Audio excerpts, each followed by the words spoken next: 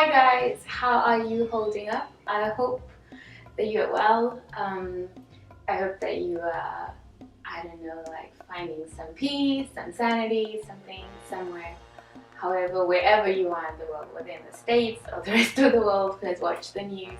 I wrote a piece on my other platform, Unboxed Projects, and I titled it The Positive Side of Trump Winning.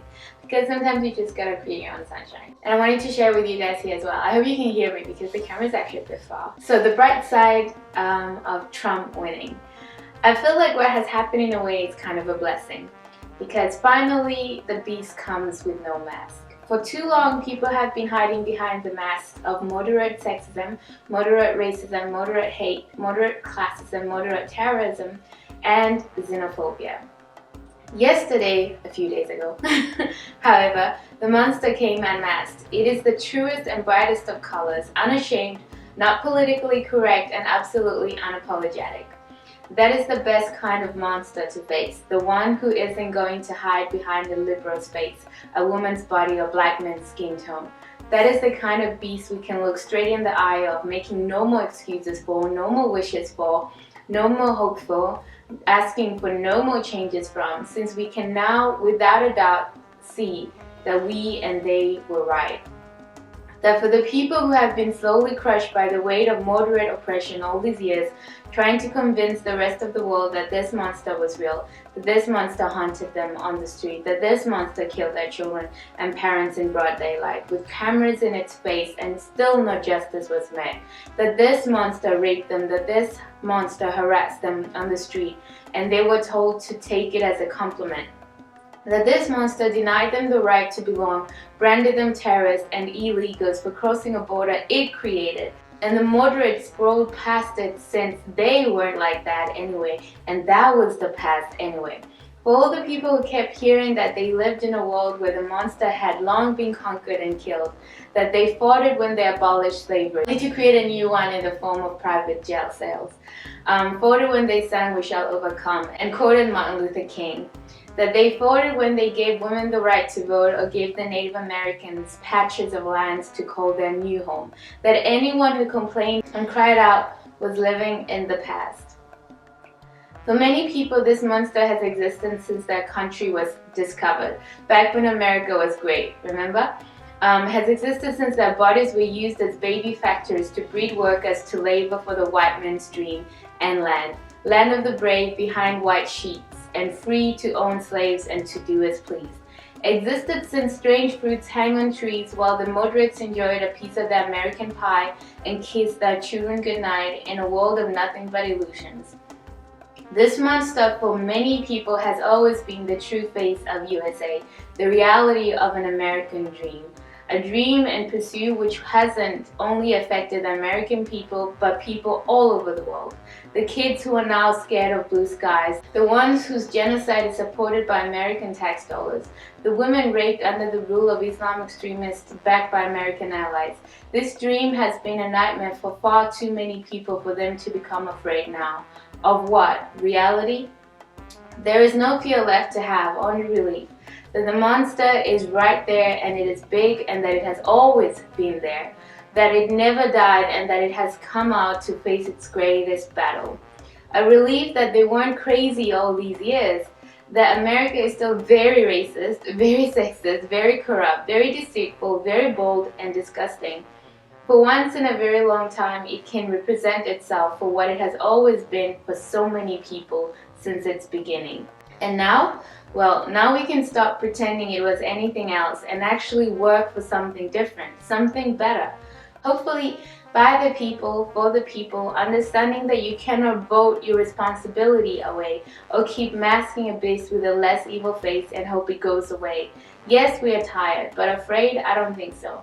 Not of something we have always known existed, and something whose presence has been felt by so many innocent people for far too long. Now comes the time for real bravery, real freedom, and real change, not through a vote or through a new face on an old beast.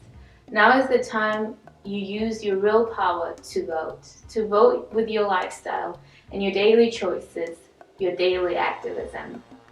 So I wrote this because I was thinking that even though obviously this is not great news, I kept feeling like people were trying to vote for the lesser evil, as if Clinton was a lesser evil.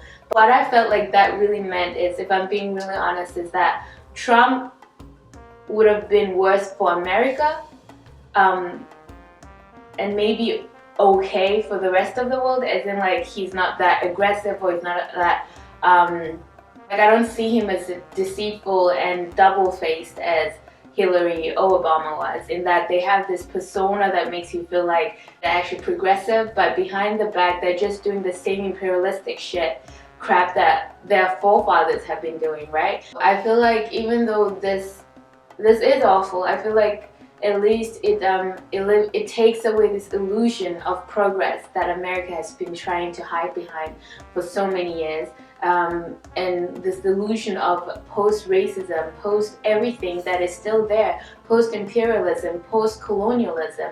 Now there's so many things happen that show that those are not things in the history book. Those are things in your today's newspaper, and so we cannot hide away from that. And I feel like we think that it's the responsibility of one person to fix our problems. That's unrealistic and impossible. It's the responsibility of all of us, not just by voting for one day in every 4 years, but actually the way we live, the way we act, the way we educate ourselves, the way we uneducate ourselves. The things we stand up for, the things we live according to.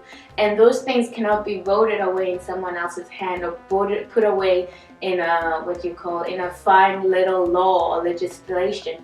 Like when you think about like racism, like all these things, like slavery, all these things have been abolished, so to say, on law, on paper, but not in the hearts of people, not in the actions of people, not in the process of the system. And so those things cannot go away unless people actively try to change themselves. And I think what I wanted to say with my piece on my website is that for once I feel like America cannot hide behind the face of progress that it used to do with the black president, or with maybe like trying to get a woman as a president to show that we are progressive. It's bullshit. I just want to also say a big reminder that don't lose hope. This doesn't mean like it means that things are real, but it doesn't mean that they're any less real than they've been for so many people, like seriously, for so many years. So I feel like now it's just a collective understanding that things are shitty, and maybe that will take away this whole illusion that life has been changing, and will inspire people more to work towards dismantling a system rather than just, you know, tweaking it here and there, putting a new face on it, rebranding it. Because that is just symptom fixing, when we should be fixing the roots that cause all these suffering, this despair and this murder like abroad, and this exploitation and greed. So I feel like finally we can see it for what it is. Anyway, that's my take on it, and I hope I see you in my next video, guys. And thank you for subscribing to my channel. I now have 1,000 people, so that's awesome. Bye guys!